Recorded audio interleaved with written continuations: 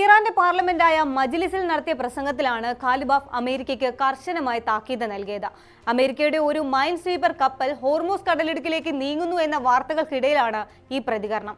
American കപ്പൽ Hormuz കടലിടുക്കിലേക്ക് 1 inch നീങ്ങിയാൽ പോലും ഇറാൻ വെടിയുതിർക്കുമെന്നാണ് അദ്ദേഹം പറഞ്ഞത്. വെറുമൊരു ഭീഷണിയല്ല, മറിച്ച് തങ്ങളുടെ പരമാധികാരം സംരക്ഷിക്കാൻ ഇറാൻ സൈന്യം സദാ സജ്ജമാണെന്ന ഉറച്ച പ്രഖ്യാപനമായിരുന്നു അത്.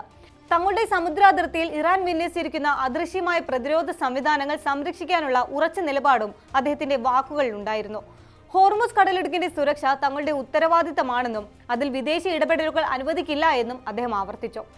കടലിനടിയിൽ ഒളിപ്പിച്ചിരിക്കുന്ന മൈനുകളെ കണ്ടെത്തി നശിപ്പിക്കാനാണ് ഇത്തരം കപ്പലുകൾ ഉപയോഗിക്കുന്നത്. ഹോർമൂസ് കടലിടുക്കിൽ ഇറാൻ മൈനുകൾ വിന്യസിച്ചിട്ടുണ്ടെന്ന അമേരിക്കൻ ആരോപണത്തിന്റെ പശ്ചാത്തലത്തിലാണ് ഈ നീക്കം.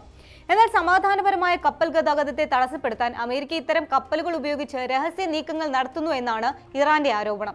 അതുകൊണ്ട് തന്നെ മൈൻ സ്വീപ്പറിന്റെ സാന്നിധ്യം ഇറാന്റെ ദേശീയ സുരക്ഷയ്ക്ക് നേരെയുള്ള നേരിട്ടുള്ള വെല്ലുവിളിയായിട്ടാണ് അവർ കാണുന്നത്.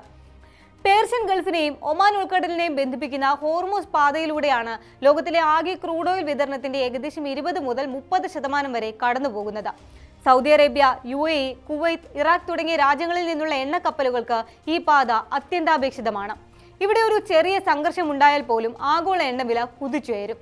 ഇത് ലോക സമ്പദ് വ്യവസ്ഥയെ തന്നെ തകിടം മറിക്കാൻ പോകുന്നതാണ്. അതുകൊണ്ട് തന്നെ ഖാലിബാഫിന്റെ പ്രസ്താവന ആഗോള വിപണിയിലും വലിയ ആശങ്കകൾക്ക് വഴിവെച്ചിട്ടുണ്ട്.